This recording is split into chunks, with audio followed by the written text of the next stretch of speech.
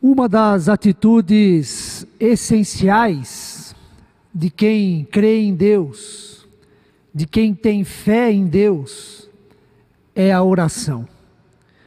Em cada página das Sagradas Escrituras nós percebemos a relação entre crer e orar, entre ter fé em Deus e se dedicar à oração.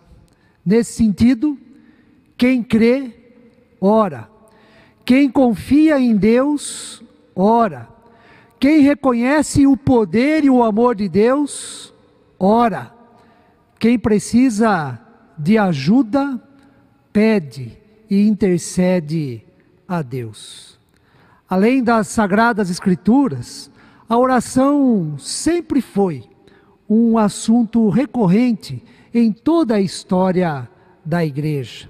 É recorrente porque a igreja existe para, dentre outras coisas, ensinar as pessoas a orar, tal como Jesus fez com os seus discípulos. A igreja existe para mostrar a importância da oração e motivar cada cristão na prática diária da oração. Nesse sentido, como Igreja de Jesus Cristo, nós continuamos reafirmando, embora seja um ato simples de ser praticado, a oração é de fundamental importância na vida de todos nós. E nós somos herdeiros de uma rica tradição. Como presbiterianos independentes, nós recebemos toda a riqueza cultivada ao longo da história sobre a oração e sobre o ensino que a oração proporciona a todos nós. Por exemplo, para nós, em nossa tradição, a oração é meio de graça. Para muitos teólogos, ela é a forma mais eficiente da comunhão com Deus. Pela oração, nós podemos ser transformados pela renovação da nossa mente, como escreveu o apóstolo Paulo em Romanos 12, no versículo 2, a fim de experimentarmos a boa, a perfeita e agradável vontade de Deus.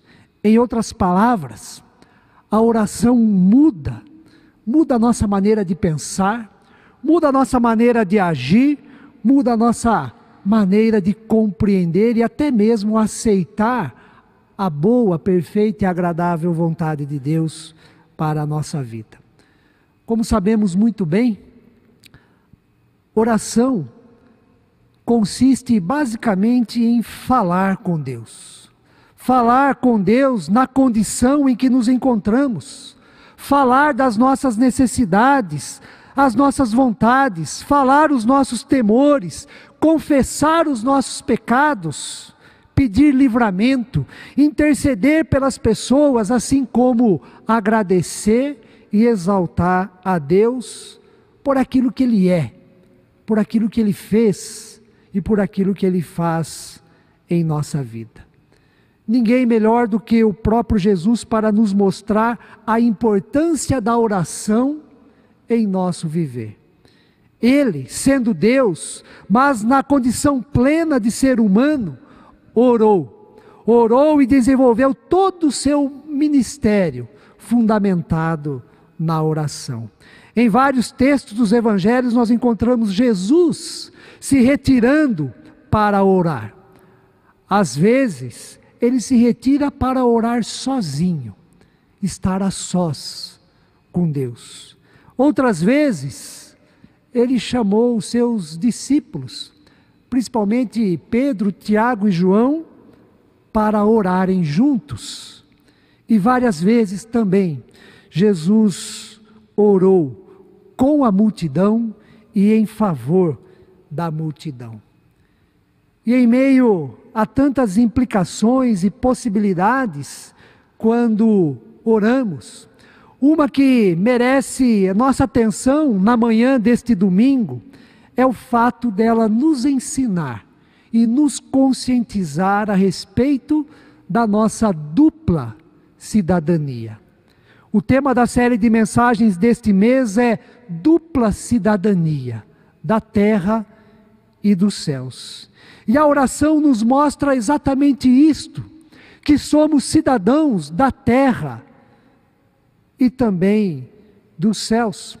Ela nos mostra que nós aqui da terra falamos com aquele que está nos céus.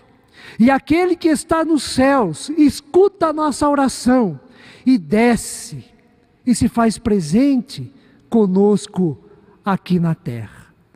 A oração tem este poder. A oração tem esta maravilha de juntar, de fundir, de unir terra e céus. Céus e terra. E uma das mais belas orações proferidas por Jesus está no Evangelho de João, capítulo 17. Oração esta que conhecemos pelo título A Oração Sacerdotal de Jesus. Tivemos a oportunidade, o privilégio de ler apenas uma parte desta belíssima oração feita por Jesus em nosso favor. É a oração sacerdotal porque Jesus intercede por aqueles que estavam com Ele naquele momento. Mas é uma oração que intercede também por nós. Perpassa a história e chega até nós. E algo marcante nesta oração, relacionado à dupla cidadania, é a insistente afirmação que Jesus faz de que nós estamos no mundo, mas não somos do mundo. No início do versículo 11 que nós lemos, Jesus ora assim a Deus: já não estou no mundo, mas eles continuam no mundo. E a oração de Jesus prossegue no versículo 16, ele fala a Deus: eles não são do mundo, como eu também não sou. E esta mesma afirmação aparece no final do versículo 14. Estar no mundo, mas não ser do mundo. Esta é a vida cristã. Estar no mundo significa que nós somos cidadãos da terra. Não ser do mundo significa que nós somos cidadãos dos céus. Esta é a nossa dupla cidadania. Mas quais as consequências desta dupla cidadania, tal como Jesus orou praticamente há 2000 anos atrás? Como viver esta dupla cidadania orada por Jesus no dia a dia? Como viver e proceder na condição de estar no mundo, mas não ser do mundo? E antes de responder estas questões, é importante destacar que estar no mundo e não ser do mundo não são condições, realidades excludentes. Uma não anula a outra. Na verdade, elas se complementam, estão interrelacionadas na dinâmica da nossa vida. Uma, na verdade, enriquece a outra. Aprendemos isto com o próprio Jesus, autor desta oração, que, sendo cidadão do céu, desceu a esta terra e viveu como ser humano. E como ser humano, ele viveu de forma muito consciente e intensa a sua cidadania celestial. Mas qual o significado? Qual o significado e consequências de estar no mundo, tal como Jesus orou? Estar no mundo significa viver de forma intensa esta vida. Significa conceber esta vida, em primeiro lugar, como dom de Deus. Significa também perceber, experimentar e reconhecer a presença e as bênçãos de Deus em tudo que mantém e favorece o nosso bem-estar. Desde as coisas mais simples, como o alimento sobre a mesa, manifestação da providência de Deus, cuidado de Deus para a manutenção da nossa vida, até mesmo as coisas mais complexas e delicadas que nós enfrentamos em nosso dia a dia e que Deus está presente para nos ajudar, para prover aquilo que necessitamos para que a nossa vida continue. É nesse sentido que Jesus, em sua oração sacerdotal, pediu a Deus em favor da nossa proteção, da nossa segurança e ao mesmo tempo a perseverança da nossa fé no Pai. Jesus orou assim: Pai Santo, guarda-os em teu nome.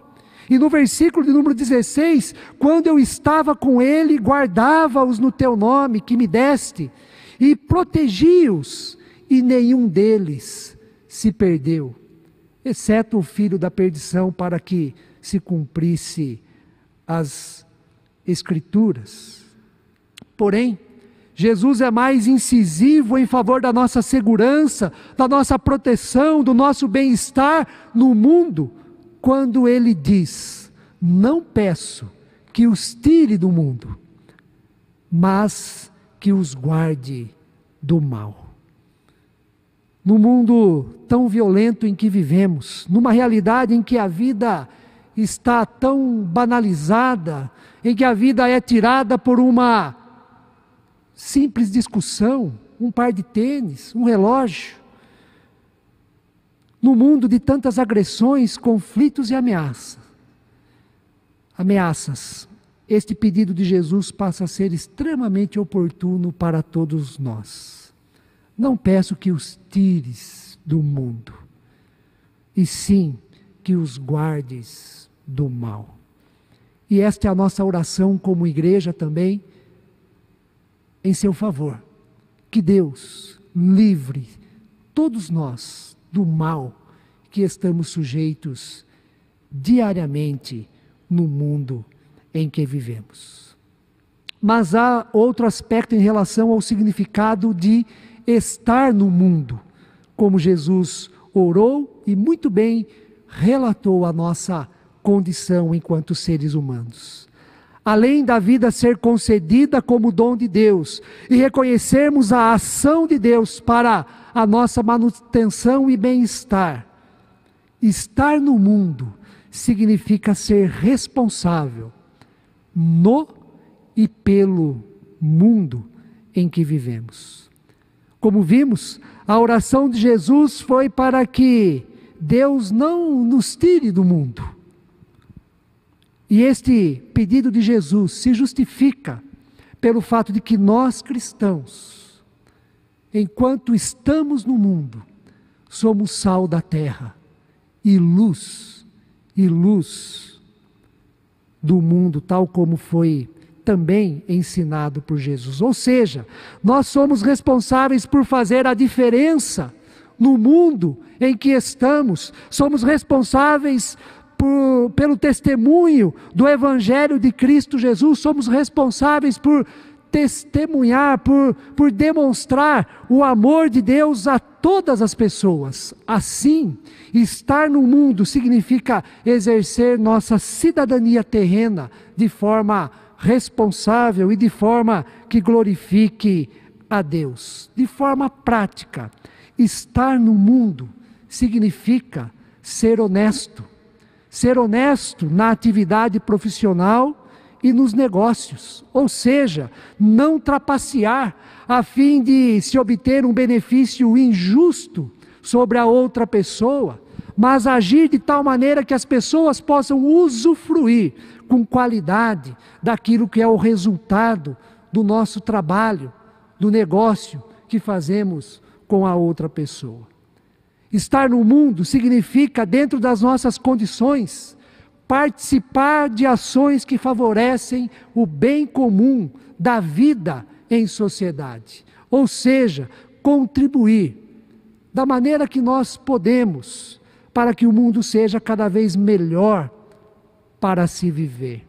Estar no mundo, segundo Jesus orou, significa ser solidário.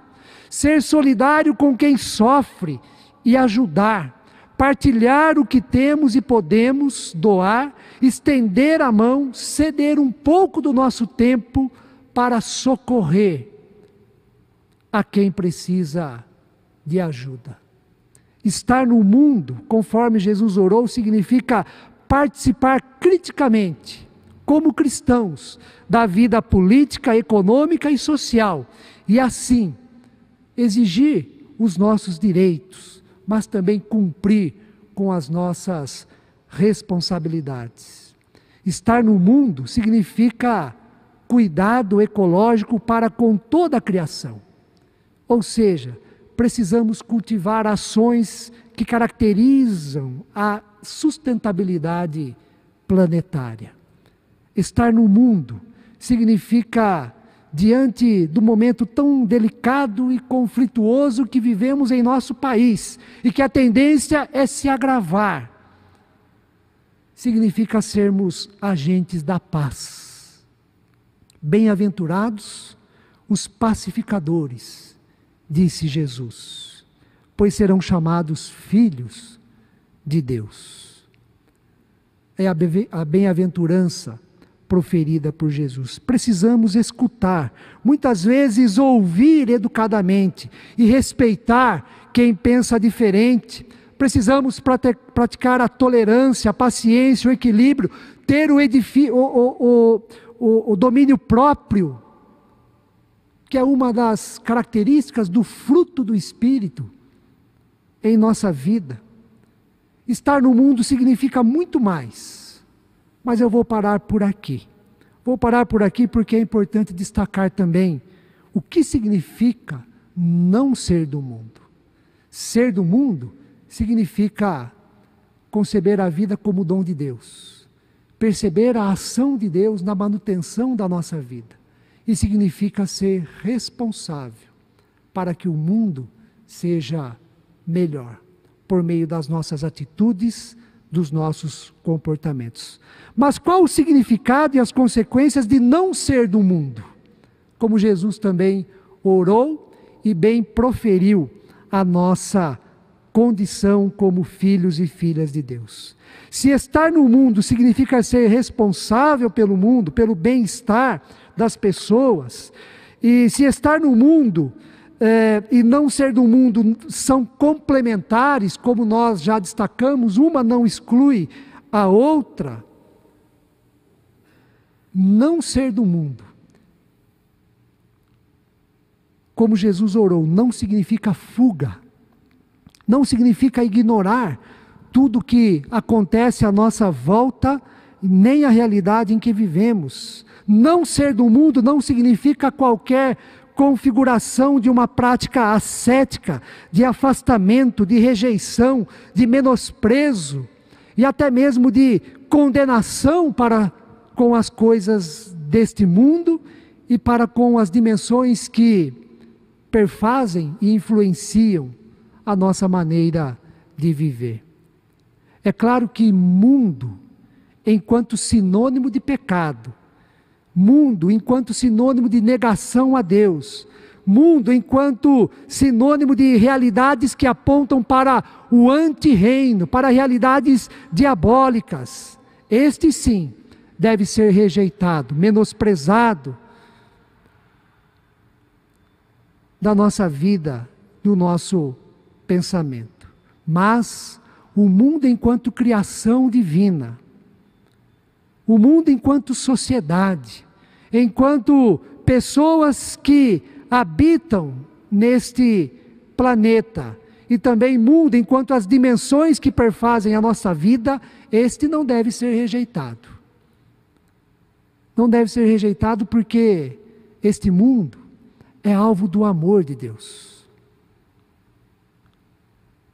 Deus amou o mundo de tal maneira que deu aquilo que era o mais precioso de si, o seu Filho, para que todo aquele que nele crê não pereça, mas tenha a vida eterna. Deus amou o mundo de tal maneira que deu o seu Filho.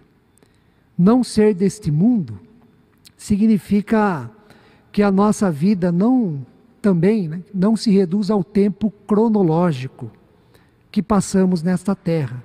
Seja esse tempo cronológico 60, 70, 80 anos ou mais. A vida pode ser interrompida no âmbito terreno, como de fato a é. Mas ela continua no âmbito celestial. Não ser deste mundo significa que nós temos uma outra morada. Nós temos uma outra vida. Tal como o apóstolo Paulo escreveu em Filipenses, no capítulo 3, versículo 20. Pois a nossa pátria está nos céus. A nossa pátria está nos céus. Não ser deste mundo significa viver neste mundo na certeza e na esperança da vida eterna, da morada celestial prometida por Jesus. Na casa de meu pai há muitas moradas. Se assim não fora, eu vou-lo teria dito, pois vou preparar-vos lugar. E quando eu for e vos preparar lugar, voltarei e vos recebereis para mim mesmo, para que onde eu estou, estejais vós também. João 14, 2º e 3º versículos. Não ser deste mundo significa viver com esta segurança e alegria. Segurança da promessa de Deus pelo lar celestial, pela nossa pátria nos céus. Não ser deste mundo significa viver a alegria de passar a eternidade na presença de Deus. Não imagino como é a vida de quem tem o pensamento e a expectativa de viver somente esta vida terrena, crendo que com a morte tudo se acaba e se entra então num vazio, num nada. Imagino como deve ser frustrante viver a vida desta maneira, que com a morte tudo se acaba. Esse sentimento é o do sem sentido, muito presente na filosofia existencialista. A vida é aqui, morreu, acabou. Mas para nós cristãos não, vivemos esta vida, somos deste mundo, somos responsáveis pelo mundo que vivemos diante de Deus, mas no nosso coração, no nosso pensamento, em nossa vida, pela palavra de Deus, nós não somos deste mundo, passamos por este mundo, mas o destino eterno é na morada celestial. Vivemos neste mundo certos da graça e do poder de Deus, pela cidadania celestial. Para concluir, estar no mundo e não ser do mundo. Esta é a nossa condição como cristãos. Pelo fato de estarmos no mundo, reconheçamos a vida como dom de Deus. Reconheçamos também a presença e as bênçãos de Deus no sustento da nossa vida. E sejamos responsáveis, justos em nossas ações e naquilo que podemos fazer de bom para que a nossa vida e a vida de tantas pessoas que podemos alcançar sejam melhores. E pelo fato de não sermos do mundo, louvemos a Deus por tão grande bênção da cidadania e da morada celestial. E descansemos nesta segurança com alegria. A nossa pátria está nos céus. Deus assim nos abençoe. Amém.